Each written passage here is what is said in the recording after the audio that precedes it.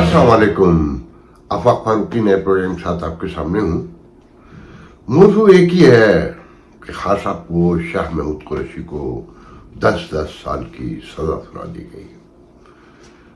Check करते हैं कि क्या इसका पूरा पस मंजर है और इसके क्या कॉन्सिक्वेंसेस हैं। और हमेशा जैसा कि मैंने हेडलाइन में भी कहा कि सिलेक्टेड जो हैं उन्हें सजा होती है और सिलेक्टर आज़ाद घूम रहे होते हैं, इकरार करते हैं अपने मुंह से, कहते हैं कि उन्होंने आइन तोड़ा है और अपने दायरे इख्तियार से, अपने फ्रेमवर्क से बाहर निकले हैं और सब कुछ किया है, मगर उनके बारे में कोई एक लफ्ज़ बात करने को तैयार नहीं होता, कहता नहीं कि भाई इन्हें भी तो लाइए, इन्हें भी तो प्रोसिक्यूट कीजिए। हाँ, अगर कमज़ोर तबके से हो जनरल मुशर्रफ की तरह तो मरने के बाद भी सजाए मौत हो जाती है। ज़ियाउल हक फरिश्ता रहता है, अयूब खान फरिश्ता रहता है, Yahya Khan, you name it, so on, यहाँ तक आ जाइए। क्योंकि आप किस तबके से हैं, कहाँ से हैं, उससे मुझे अपने एक जर्नलिस्ट दोस्त की एक कहानी याद आती है। कहानी नहीं, एक तफाकुर, वो भी सुनाऊंगा बीच में अगर मौका लगा तो। देखिए कितना अजीब, नोट करें कि 2018 के इलेक्शन से कुछ दिन पहले, चंद हफ्ते पहले, नवाज शरीफ को ऐसी सजा सुनाई गई, फारिग किया गया और यही माहौल था, सबको नजर आ रहा था कि क्या होने जा रहा है, सबको पता था इलेक्शन का रिजल्ट पहले से। और ये प्रोग्राम गवाह है उस वक्त के 2-4, बहुत कम किया करता था, मगर अखबार की खबरें मौजूद हैं। मसला क्या है कि इस रियासत को जो यहाँ तक पहुँचाया गया है उसे समझने की ज़रूरत है। आज एक वहम का शिकार है और एक को गुमान है। वहम इन सियासतदानों को है कि ये मुंतखब होकर आते हैं और इख्तियार इन्हें मिलना चाहिए, रियासती तमाम इदारे आइन के ताबे इनकी फर्माबरदारी करें, इनको सुने, जो ये कहें, मगर ये अपने जराइम साथ साथ भूलते जाते हैं मुंतखब होते ही कि ये कैसे मुंतखब हुए थे, इन्होंने क्या साज़बात की थी और कैसे कैसे दूसरों का हक मारा था और ये किसकी गर्दन पे पैर रखकर यहाँ तक आए हैं। मगर जो लाए होते हैं उन्हें याद रहता है। आप जुल्फ़िकार अली भुट्टो से लेकर, देखें हम जुल्फ़िकार अली भुट्टो की बात क्यों करते हैं, मौलवी तमीज़ुद्दीन की इसलिए नहीं करते कि वो बड़ा अर्ली स्टेज है। हालांकि साबित वहीं से हो जाता है कि ये रियासत एक ख़ास मकसद के लिए बनाई गई थी, इसका एक अपना दायरा है, एक अपना फ्रेम है, उससे बाहर जो निकलेगा उसको सज़ा मिलती है। बांग्लादेश दूर था और बड़ा भी था आबादी के एतबार से, उसकी सराउंडिंग बहुत अलग थी, तो वो बदमाशी चल नहीं सकती थी। मगर कुछ मौरख ये भी कहते हैं कि पाकिस्तान बनते हुए ये तय हो गया था कि फाइनली इस हिस्से को अलग कर दिया जाएगा, कि जो स्ट्रेटेजिक, जो इसकी नीड थी पाकिस्तान की, उसमें मशरक़ी पाकिस्तान फिट बैठता ही नहीं था। वो उस वक्त की एक वेव के लिए मुसलमान और कौमियत, दो कौमी नज़रिया, उसके एंगल से उसको साथ मिलाया गया था, क्योंकि इस हिंदुस्तान को मुत्तहद तो रहने ही नहीं देना था। जैसे एक बार फिर कोशिश हो रही है मोदी के थ्रू, बज़ाहिर हिंदुत्व को जोश व खरोश दिया जा रहा है, नगमे गाने गाए जा रहे हैं, नई नई तरक्की और खुशहाली आई है मामूली पैमाने पे। आम आदमी के हालात वहाँ पर भी ऐसे ही हैं। उनकी गुर्बत, उनकी कस्बा पुरसी, उनकी बेकसी उनके चेहरों से आया है। उनका अपना मीडिया उठाकर देख लें, गांव देहात, गलियां, हुई है तरक्की, इस पर कोई इनकार नहीं है। बहरहाल तो पहले दिन से ये झगड़ा पाकिस्तान में शुरू हो चुका था। کہ قائد اعظم نے فرمایا کہ یہ ملک جمہوریت پہ چلے گا اور فوج تابع ہوگی، عدلیہ انڈیپینڈنٹ ہوگی. یہ فسانے تھے، قصے تھے، کہانیاں تھیں، افسانے تھے، باتیں تھیں. اور کہتے ہیں نا کہ باتوں کا کیا. اسی طریقے سے غور کریں کہ یہ ریاست ایک خاص مقصد کے لیے ایک بفر اسٹیٹ کے طور پہ بنائی گئی نا، کہ ہندوستان کو بھی محفوظ رکھنا ہے، کہ تاریخ جو بتاتی ہے کہ جس کے سر میں سودا سماتا تھا سینٹرل ایشیا سے لے کر چاروں طرف جہاں بھی افغانستان ہر طرف نوٹ کر لیں تو وہ گھوڑے پہ بیٹھتا تھا، لوگ جمع کرتا تھا اور حملہ ہو جاتا تھا. اس خطے کے لوگ لڑنے کے لیے، صرف آپس میں لڑنے کے لیے پیدا ہوئے. پوری تاریخ اٹھا کے دیکھ لیں، مراٹھوں کی دیکھ لیں، راجپوتوں کی دیکھ لیں، جس کی چاہے دیکھ لیں، جو اس علاقے کے نیٹو باشندے جنہیں کہتے ہیں نا، کہ ان کی بہادری، ان کی شرم، ان کی غیرت کی ساری داستانیں، اپنے آپ سے لڑنا، اپنی بہن بیٹیوں پہ ظلم کرنا اور فتح کے نعرے مارنا اور بیرونی حملہ کی خوشامد کرنا، اس کے آگے گردن ڈال دینا، تلوار توڑ دینا اس کے سامنے اور اس کی فرما برداری کرنا. یہ اس خطے کی روایت رہی ہے، صدیوں کی پرانی روایت. اب اسے جو چاہے آج کے لوگ نام دیں کہ جناب ہم پرامن لوگ تھے، سلجھو تھے اور ہم انسان پرست تھے، انسان دوست تھے اور ہم ظالم نہیں تھے. اچھا لگتا ہے ڈائلاگ میں، مگر انسانی نیچر کے ساتھ اگر غور سے چیزوں کو دیکھیں اور تاریخ پہ نگاہ ڈالیں تو نہیں، یہ غلط ہے. انسانی وحشت پریویل کرتی ہے آج بھی دنیا میں. سارے نظام، چاہے وہ مذاہب کے ہوں، وہ ریاستی نظام ہوں یا اخلاقیات کے جتنے بھی نظام دنیا میں موجود تھے، ہیں اور آتے رہیں گے، وہ انسانی وحشت کو کنٹرول کرنے کے لیے آئے ہیں، اس سے ہٹ کے کچھ نہیں ہے. تو یہ ریاست جو ہے بیسکلی اس لیے بنائی گئی تھی کہ ایک بفر اسٹیٹ ہوگی. اچھا، جنہوں نے بنائی تھی وہ جنگ عظیم میں جو اتحادیہ ہیں ان کے معاہدے آپس میں پڑھ کے دیکھ لیں. میں کھل کے کہہ دیتا ہوں، امریکہ، اس کی تو بنیادی شرط یہ تھی کہ کولونائزیشن ختم ہوگی، مگر سپر پاور بننا ہے یا اپنے آپ کو اسپینڈ کرنا ہے، آگے بڑھنا ہے، بالادستی قائم کرنی ہے، تو کچھ ضرورتیں، تقاضے تو ہیں. اور پھر یہ ٹیکنالوجی، سائنس کا، سوشل سائنس کا بھی کہنا چاہیے، امریکہ بانی ہے. تو کولونائزیشن کی ضرورت نہیں تھی. ایک نئی فلسفی، نیا تھاٹ آیا سول وار کے بعد سے یہاں کہ human rights, women rights, citizen rights, civic rights. تو ڈائریکٹ تو قبضہ ہو نہیں سکتا اس نعرے کی موجودگی میں. ضرورتیں بھی ہیں، اپنی تقاضے بھی ہیں جو ہر ریاست کے ہوتے ہیں. تو پھر اس طرح سے ریاستیں بنی، جیسے سیکنڈ ورلڈ وار کے بعد ہی کی بات ہے نا، اس سے تھوڑا پہلے سے شروع ہو جاتا ہے گو کہ جو مڈل ایسٹ ہے اس میں بھی کس طرح سے حکومتیں بنی، کس طرح توڑا گیا، کیسے بنایا گیا. وہ بظاہر آزاد ہیں سب، انکلوڈنگ پاکستان، مگر زیر اثر ہیں، تابع ہیں. جہاں سر اگاڑتے ہیں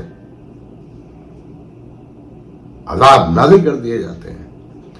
تو یہ جو پاکستان ہے، اس کی جو اشرافیہ، اسپیشلی جو فوجی اشرافیہ ہے، اسے کہیں یہ گمان ہے کہ یہ انڈیپینڈنٹ ہے، یہ خود مختار ملک ہے، ایک آزاد ملک ہے. تو اس غلط فہمی میں جب یہ گردن اکڑاتے ہیں، جب یہ ضد پہ اتر آتے ہیں کہ نہیں ہم تو چائنا کی طرف جائیں گے، ہم تو رشیا کی طرف بھی دیکھیں گے، تو پھر سزا ملنی شروع ہوتی ہے. آپ نوٹ کریں، تو حال ہی میں مل چکی ہے نا، کوئی بہت دور کی بات نہیں ہے. تو جنہوں نے یہ ریاست بنائی انہیں بھی مشکل تو پیش آتی کنٹرول کرنے میں کہ ایک بہت بڑی آبادی کو پاکستان میں اشرافیہ کی، قرآن اشرافیہ کی، یہ کہیں یقین ہے اسپیشلی فوج کو کہ ہم ایک آزاد خود مختار ملک ہیں. حالانکہ ان کو یہ نہیں سمجھ میں آتا کہ ایٹم بم بنایا تو اس کی قیمت ضیاء الحق کو کیسے پے کرنا پڑی. مشرف نے ہاتھ پاؤں پھیلائے، جس کا جتنا بڑا جرم تھا اتنی بڑی سزا ملی اسے. تو اس ریاست کو اسٹیبلشمنٹ اپنے طریقے سے ٹکا ٹوکری کرتی ہے کہ بھائی ریلائز کر لو کہ تم ایک آزاد ملک کے طور پہ نہیں ہو، تم نے کوئی تحریک چلا کے آزادی کی، کوئی جنگ لڑ کے، کوئی سڑکوں پہ باہر نکل کے، بڑی جیلیں کاٹ کر، بڑے کوڑے چھوڑے کھا کے، جیسے یہاں تم لوگوں کو مارتے ہو، تم نے کوئی آزادی حاصل نہیں کی. اگر جیلیں بھی کاٹی تھیں، کوڑے بھی کھائے تھے، اس متحدہ ہندوستان کی آزادی میں، جسے ہم آزادی کہتے ہیں، جو کہ آزادی نہیں تھی، تو اس کے اپنے تقاضے تھے ہندوستان کے، امریکہ کا دباؤ تھا، وہ معاہدے تھے جو 1939 میں ہی ہو چکے تھے کہ اگر جنگ جیتی تو کولونائزیشن ختم ہوگی. میں اس پہ بہت لمبا آرٹیکل بھی لکھ چکا ہوں. خیر، تو ریلائز نہیں کرتے ہیں یہ دونوں پارٹیاں کہ بھئی یہ ایک انتظام ہے اس خطے کا. پاکستان جو ہے نہ یہ مملکت خدا داد ہے، نہ یہ کلمے کے نام پہ بنی، اور کلمے کا تو ذکر یہ ہمارے آپ کے جذبات ابھارنے کے لیے دیا جاتا. تاریخ میں کہیں موجود نہیں ہے، نہ قائد اعظم میں کہیں ایک جگہ بھی یہ نہیں کہا. ایز اے پولیٹیشین وہ مولویوں کے پاس جاتے تھے تو ملاؤں کی طرح بات کرتے تھے، اور جب سیکولر میں بیٹھتے تھے سیکولر بن جاتے تھے. ان کی ساری تقاریر کے جو کنٹراڈکشن ہیں وہ سب کے سامنے، اور پھر ان کا مذہب سے تو کوئی لینا دینا ہی نہیں تھا، کوئی تعلق ہی نہیں تھا کسی بھی حوالے سے. محترم جی بھر کے سور کھاتے تھے، محترم جی بھر کے شراب پیتے تھے، جو آج تک ہمارے سماج میں برا سمجھا جاتا ہے. سور تو نہ ہونے کے برابر لوگ ہیں جو ہمارے معاشرے میں کھاتے ہیں. اگر آپ ضد کرتے ہیں تو ٹھیک ہے، مان لیجئے.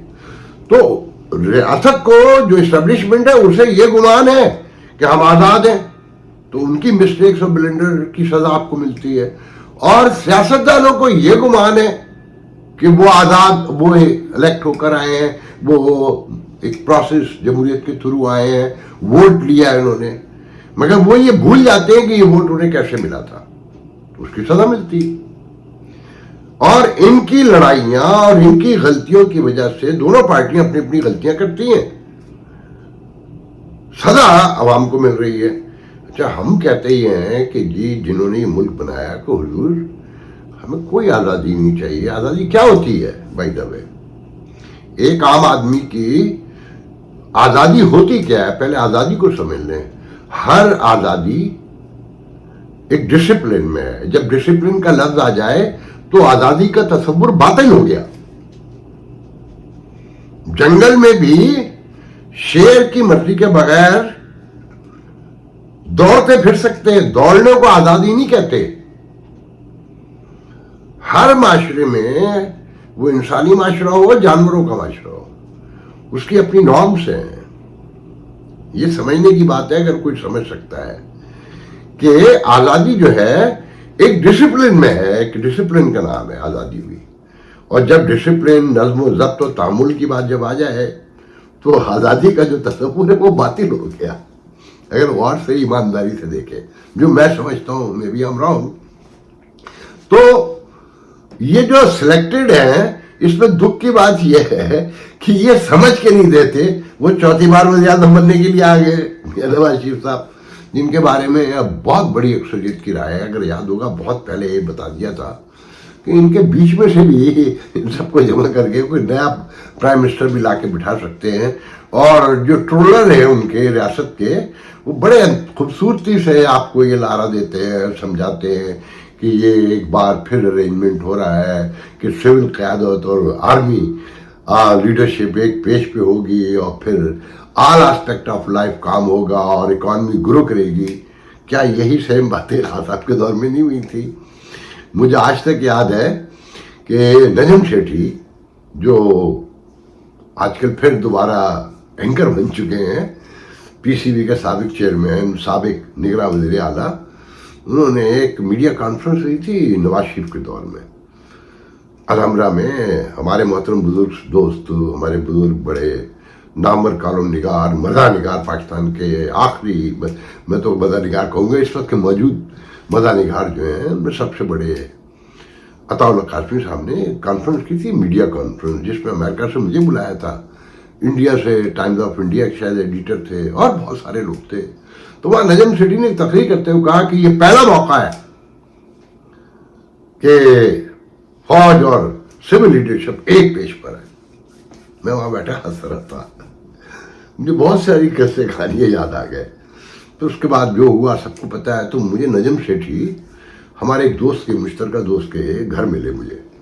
تو کھانا وانا ہوا، جگنو محسن بھی تھی جو مجھے یاد پڑتا ہے، ہاں وہ بھی تھیں، اور یہ ٹی سی ایس ایک کوریئر سروس ہے پاکستان میں، ان کے سی او تھے، آنر تھے، وہ بھی نجم سیٹھی کے ساتھ تھے، اور کچھ میرے دوست تھے.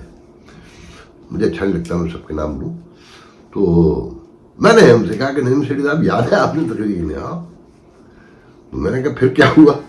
کہ لیں وہ دیکھیں نواز شریف کے مسائل ہیں، وہ سمجھتا نہیں ہے کہ فوج ہی اصل طاقتور ادارہ ہے اور اس کی مرضی کے بغیر کچھ نہیں ہو سکتا. وہ انڈیا چلے گئے بغیر بتائے اور فوج نے منع کیا، نہیں مانے. مودی کی تقریب میں اناگرل میں فرسٹ ٹائم جو پرائم منسٹر بنے مودی، پھر اسٹیبلشمنٹ نہیں چاہتی تھی کہ یہ رات کو رکیں، یہ رات بھی رکے.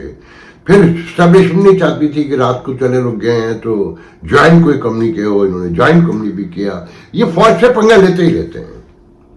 اب بھی یہی کہا جا رہا ہے کہ بھائی ڈر یہ ہے کہ یہ کہیں، کیونکہ ان کی تو عادت ہے، ان کو تو یہ گمان ہو جاتا ہے کہ وہ اپنی اس سے آئے، اپنی پاپولرٹی سے. جب کہ الیکشن کروا لیں. وہی نجم سیٹھی آج بیٹھ کے کہہ رہا تھا کل یا پرسوں، میں نے تو کلپ دیکھا ہے، کہ اگر یہ آزاد فیئر الیکشن کرا دیں، خاصا باہر ہوتے یا بلہ مل گیا ہوتا، تو جو فوجی ڈاکٹرائن ہے کہ پی ٹی آئی کو تو تن کے رکھنا ہے، وہ تو بڑا ختم ہو جائے گا سارا کچھ. تو وہ الیکشن بھی اس لیے فری نہیں ہو سکتے، وہ جو پہلے بھی کبھی نہیں ہوئے.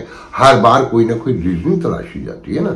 اچھا مزے کی بات یہ ہے کہ آپ نوٹ یہ کریں کہ مقدمے میں رقم کتنے چھوڑے گئے. ایک تو ذہن میں رکھیں کہ سپریم کورٹ میں جو کچھ بھی ضمانت دیتے ہوئے کہا گیا اس سے تو لگتا تھا کیس اڑ گیا ہے نا، مگر پھر وٹنسز بعد میں آئی ہیں جو ساری کی ساری خان صاحب کے خلاف ہیں اور بس سالڈ ہیں. اور ذہن میں رکھیں کیس جو ہے جعلی نہیں ہے.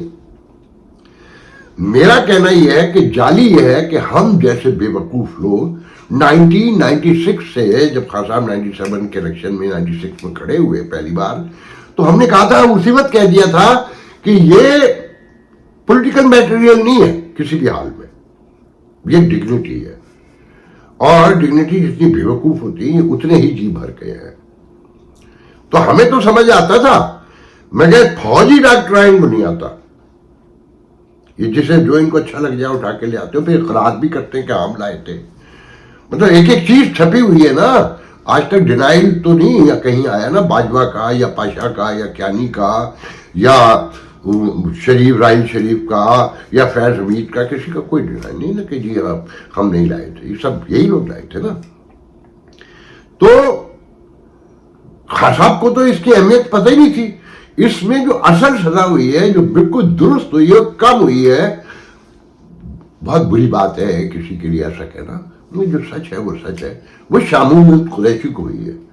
یہ تو پہلے بھی وزیر خارجہ رہے نا محترم، یہ تو بہت پرانے پارلیمنٹرین ہیں نا، ان کے بھی اسٹروج بھی ہیں. تو خان صاحب کی ویکنسی بھی یہ تھی کہ وہاں شاہ محمود قریشی جیسے لوگ تھے جو اقتدار کی حوث میں، جو رتبے کے لیے، جو مراد کے حصول کے لیے کسی حد تک جا سکتے ہیں. یہ اپنا ایمان، ضمیر سب بیچ سکتے ہیں. تھاٹ، فلسفی تو کوئی ہے ہی نہیں نا. تو انہیں تو پتا تھا نا کہ یہ سائفر کیا چیز ہوتی ہے. مگر آپ مقدمے میں سخم دیکھیں کہ کیسے چھوڑے گئے ہیں. کہ کل جس طرح فیصلہ سنایا گیا کہ وکلا کو ان کے سنا ہی نہیں گیا، جرائے کا موقع ہی نہیں دیا گیا، اور بس پھرتی میں سارا فیصلہ سنایا اور خاموشی سے نکل لیے جج صاحب. تو یہ جان بوجھ کے رکھا گیا نا، کیونکہ آپ کو یاد ہوگا کہ پہلے دن سے کہہ رہا ہوں کہ خان صاحب کو جیل میں نہیں رکھ سکتے. یہ زیادہ دیر جیل میں رکھنا ان کے بس کی بات نہیں ہے. جیسے نواز شریف کا ٹرائل بھی شروع نہیں ہوا تھا تو ان پروگراموں میں کہہ دیا گیا تھا, لکھ دیا گیا تھا, فیس بک پہ وہ پوسٹ ابھی بھی موجود ہے کہ یہ نواز شریف کو سزا تو دے سکتے ہیں, رکھ نہیں سکتے. ترلے ڈال کے بھیجا تھا انہوں نے, ترلے ڈال کر. اور جن لوگوں کو یہ گمان ہے اسٹیبلشمنٹ اور سیاست دونوں کی طرح پاکستان کے کہ خان بڑا نڈر ہے, بہادر ہے, کھڑا رہے گا, وہ آنے والے دنوں میں سب دیکھ لیں گے کہ ایسا نہیں ہوگا. جان سب کو پیاری ہوتی ہے. تو پاکستان میں سیاست دانوں کو یہ ڈیلوژن نکال دینا چاہیے اپنے دماغ سے کہ وہ الیکٹ ہو کر آتے ہیں, وہ اپنے ووٹ سے آتے ہیں, اپنی پاپولرٹی سے آتے ہیں, اپنے پولیٹیکل تھاٹس اور فلسفی کی وجہ سے آتے ہیں. اگر کوئی پولیٹیکل تھاٹ ہوتا ان کے پاس, ان کی کوئی سوچ ہوتی, کوئی ایجنڈا ہوتا تو آج ملک کا یہ حال ہوتا. یا جنہیں یہ گمان ہے کہ یہ ایک آزاد خود مختار ملک ہے تو یہ حال کرتے.